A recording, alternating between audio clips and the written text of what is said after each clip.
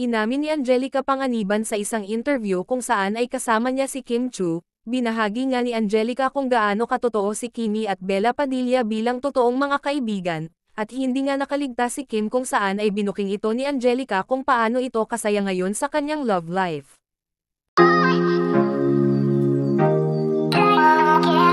Masayang binahagi ni Angelica Panganiban kung gaano ito ka-thankful sa kanyang dalawang kaibigan sa showbiz na sina Bella Padilla at Kim Chu.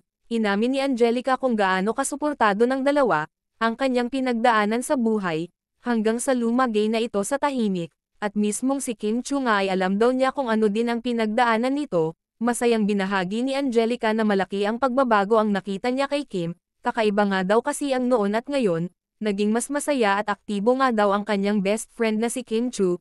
Nakikita nga niya na talagang malaki ang pagbabago ni Kimi, simula nang naging close ito kay Paolo Avellino at talagang nakikita niya kung gaano mag-effort itong si Paolo kay Kim.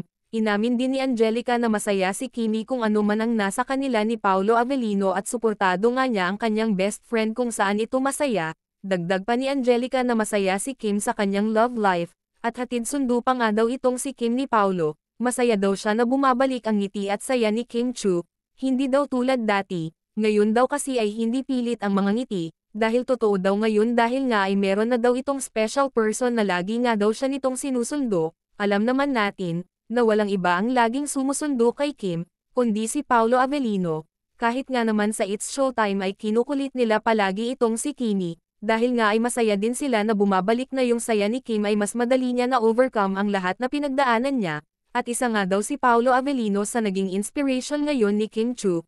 Inamin na din ng Kim Pao sa kanilang interview na nagtutulungan sila sa mga ideas kung paano nila i-handle ang kani-kanilang mga roles. Talaga namang team up ang dalawang ito.